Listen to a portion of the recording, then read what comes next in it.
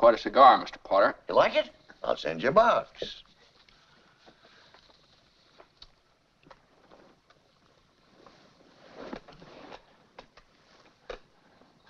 Well, I suppose I'll find out sooner or later, but just what exactly do you want to see me about? Oh, George, now that's just what I like so much about you. George, I am an old man, and most people hate me, but I don't like them either, so that makes it all even. You know just as well as I do that I run practically everything in this town, but the Bailey building alone. You know also that for a number of years I've been trying to get control of it, or kill it, but I haven't been able to do it. You have been stopping me. In fact, you have beaten me, George. And as anyone in this county can tell you, that takes some doing. Now, take during the Depression, for instance. You and I were the only ones that kept our heads. You saved the building and loan. I saved all the rest. Yes, well, most people say you stole all the rest. The envious ones say that, George. The suckers. Now, I have stated my side very frankly. Now, let's look at your side. Young man, 27, 28, married, making, say, 40 a week. 45. 45. 45. Out of which, after supporting your mother and paying your bills, you're able to keep, say, 10, if you skimp. A child or two comes along, and you won't even be able to save the 10. Now, if this young man at 28 was a common, ordinary yokel, I say he was doing fine. But George Bailey is not a common, ordinary yokel. He is an intelligent, smart, ambitious young man who hates his job, who hates the building and loan almost as much as I do. A young man who's been dying to get out on his own ever since he was born. A young man, the smartest one in the crowd, mind you. A young man who has to sit by and watch his friends go places because he's trapped. Yes, sir, trapped into frittering his life away playing nursemaid to a lot of garlic eaters.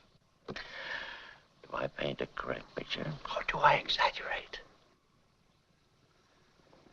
Well, what's your point, Mr. Potter? My point is I want to hire you. Hire me? I want you to manage my affairs, run my properties. George, I'll start you out at $20,000 a year. $20,000 a year? You wouldn't mind living in the nicest house in town? Buying your wife a lot of fine clothes, a couple of business trips to New York a year, maybe once in a while Europe. You wouldn't mind that, would you, George? Would I? You're not talking to somebody else around here, are you? You know, this is me. You remember me? George Bailey. George Bailey. Yeah. George Bailey, whose ship has just come in. Provided he has enough brains to climb aboard. Holy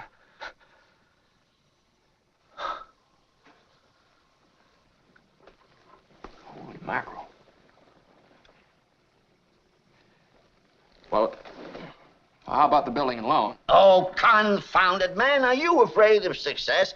I'm offering you a 3-year contract at $20,000 a year starting today. Is it a deal or isn't it?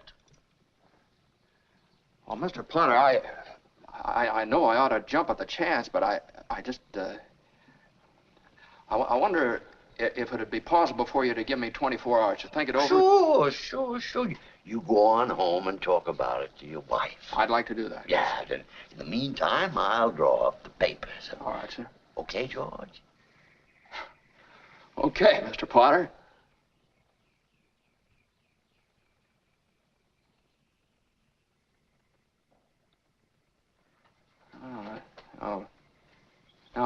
No, wait a minute here. Wait a minute. I don't need 24 hours. I don't have to talk to anybody. I know right now. And the answer's no. Doggone it. You sit around here and you spin your little webs and you think the whole world revolves around you and your money. Well, it doesn't, Mr. Potter.